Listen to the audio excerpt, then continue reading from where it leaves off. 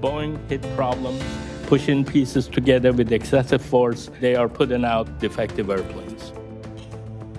Tonight, stunning allegations from a Boeing whistleblower saying the plane maker has been rolling out unsafe planes for years. How worried should you be next time you board a flight? Plus, the Senate, sitting as the court of impeachment, stands adjourned sine die.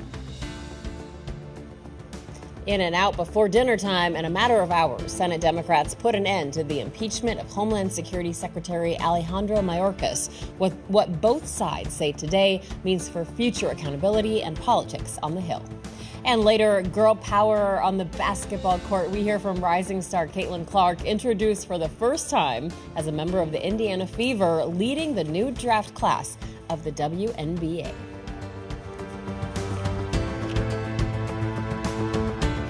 Hello and welcome. I'm Maritza Giorgio. So much to get through this hour, but we begin with the pressure growing on Boeing over the safety of its planes. Boeing has been in the public eye for months now after several incidents surrounding its jets, most notoriously that Alaska Airlines mid-flight blowout on a Boeing 737 MAX. And a whistleblower says the problems are not limited to just that model, but others, like the Dreamliner used for long flights around the world. Lawmakers pointing out flying is the safest way to travel, but the recent incidents and revelations are giving a lot of people pause. National correspondent James Packard is our resident aviation expert. He spent the day listening to that hearing. James, senators heard from that whistleblower. What did he tell them about the way Boeing's planes are actually put together? Yeah, some troubling anecdotes about manufacturing at Boeing's facilities. Nothing startlingly new, but certainly it puts Boeing back in the spotlight. I literally saw people jumping on the pieces of the airplane to get them to align. Boeing under pressure again.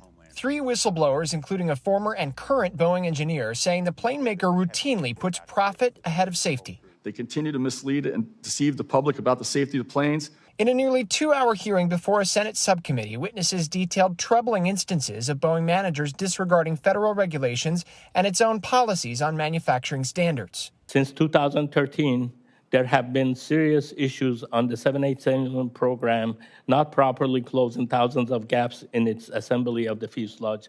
Those same concerns caused a halt to 787 Dreamliner deliveries in 2020 and 2021 before the FAA approved a fix.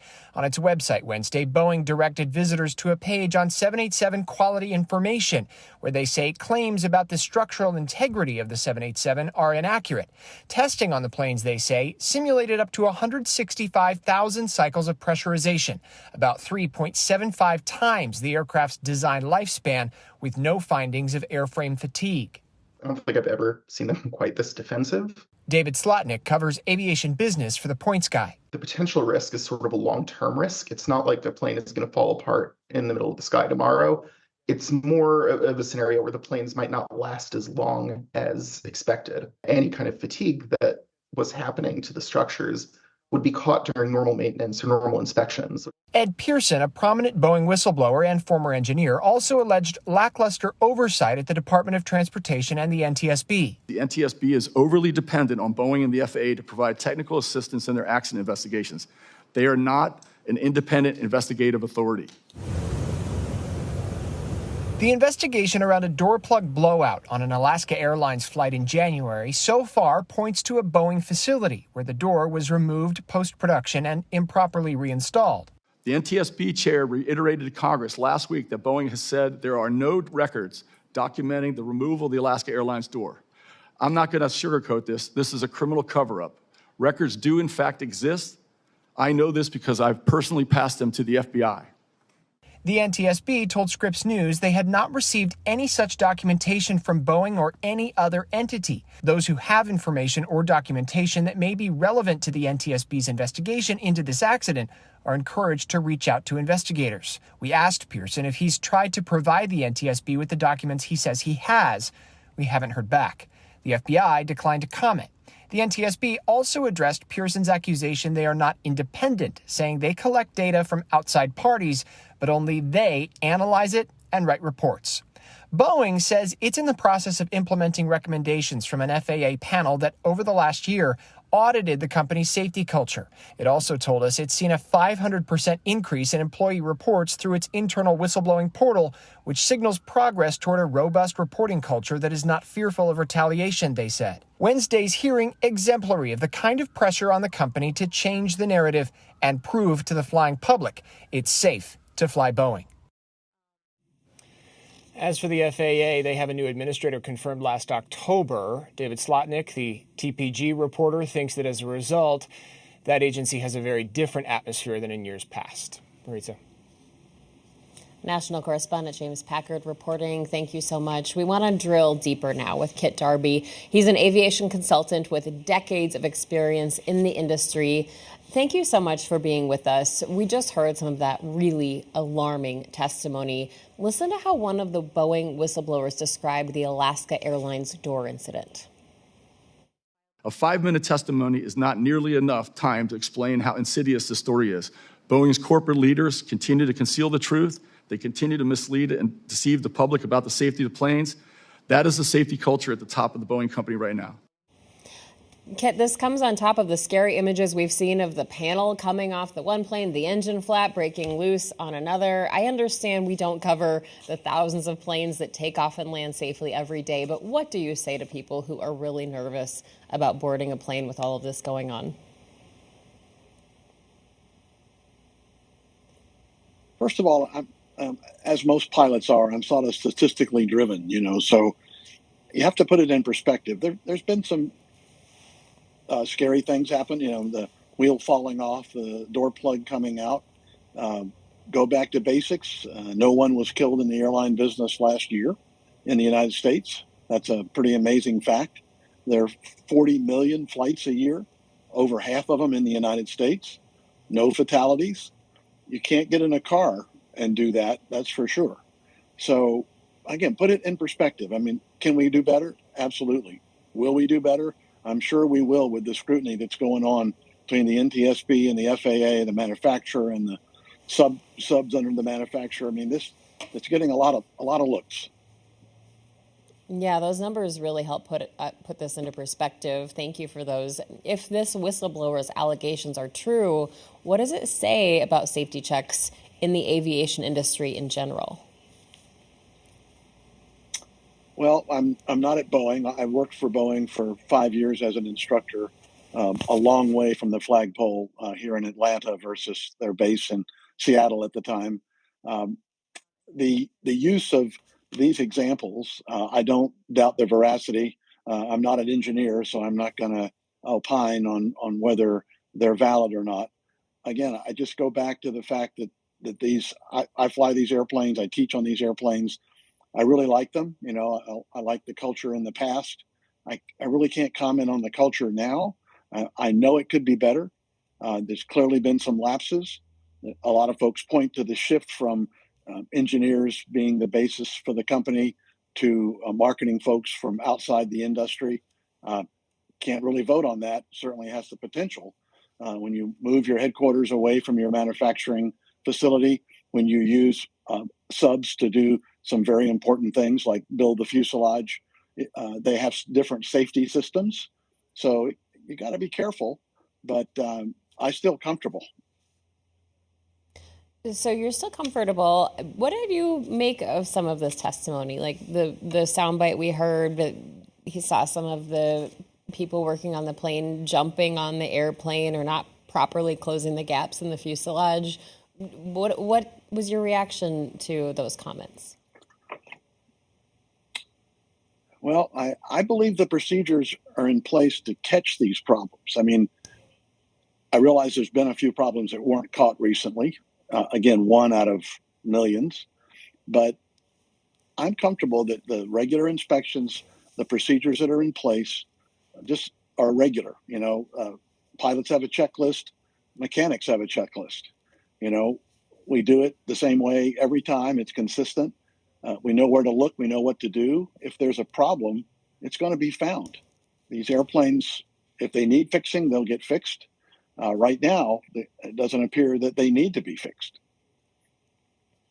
So why do you think it wasn't found before the flight took off when that door panel popped off? Should that have been found? Well, certainly it should have been found. It was an unusual situation, not that that's a valid excuse.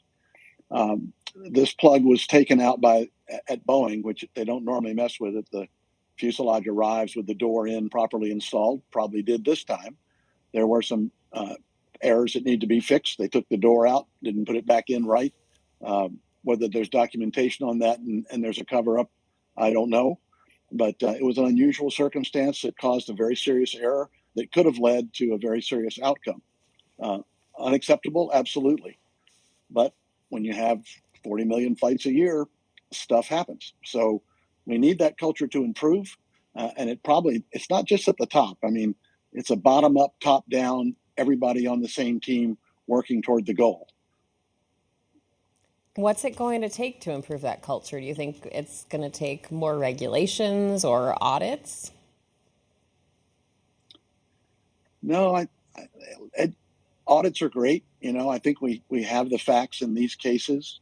One, we need a little bit of time. Two, we need some good, strong leadership.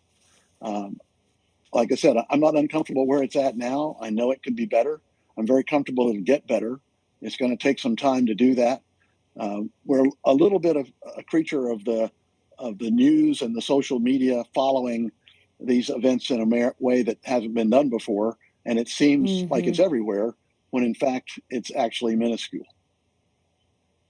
That's a fair point. Everybody on these planes has a cell phone that can record video of it, so we see a lot more of it. Kit Darby, the president of kitdarby.com, Aviation Consulting, thank you so much for talking this through with us and sharing your perspective tonight. We really appreciate it. Thanks for having me. And now turning to another major story, developing on Capitol Hill. The live picture you see here tonight, it may have been a foregone conclusion, but Homeland Security Secretary Alejandro Mayorkas is keeping his job. Senate Democrats dismissed his impeachment without holding a full trial, as demanded by Republicans. Congressional correspondent Nathaniel Reed spent the day watching the ups and downs of the proceedings and the aftermath. In a series of party line votes in the Senate on Wednesday, Senate Democrats voted to block a protracted impeachment trial into Homeland Security Secretary Alejandro Mayorkas, declaring the two articles against the Homeland Security Secretary unconstitutional. In the moments after the Senate voted to declare those two charges unconstitutional and end the Senate's impeachment trial, Senate Majority Leader Chuck Schumer saying in a press conference he believed that House Republicans chose the wrong format for a policy disagreement with Homeland Security Secretary Alejandro Mayorkas. We're supposed to have debates on the issues, not impeachments on the issues. We are not supposed to say that when you disagree with someone on policy, then that's suddenly a high crime and misdemeanor. That would degrade government. Everyone knows these were policy disagreements, never rising to what the Founding Fathers intended with impeachment with high crimes and misdemeanors. It was clear as day. Republicans across Capitol Hill on Wednesday expressing anger at Senate Democrats for short-circuiting a trial they wanted to use to highlight what they view as the Biden administration's failures at the southern border with Mexico. By doing what we just did, we have in effect ignored the directions of the House, which were to have a trial. Had no evidence, no procedure. This is a day that's not a proud day in the history of the Senate. The idea that the Senate and under Chuck Schumer's leadership voted on party lines to not even allow the American people to evaluate the evidence is shameful. I think it's a violation of their constitutional responsibility, and I think there'll be a reckoning for all this in the election cycle in the fall. With the 2024 election just months away, Republicans have sought to make the southern border with Mexico a centerpiece of the 2024 campaign. Not clear yet whether voters will collectively shrug or punish Senate Democrats for their decision to short-circuit the Senate impeachment trial. Nathaniel Reed, Scripps News, Capitol Hill. All right, thanks so much, Nate. And coming up, the first set of findings from an investigation into the wildfires in Maui last year. They're now public. A breakdown of what's in that report and what we can expect next as the island continues to rebuild. That's right ahead.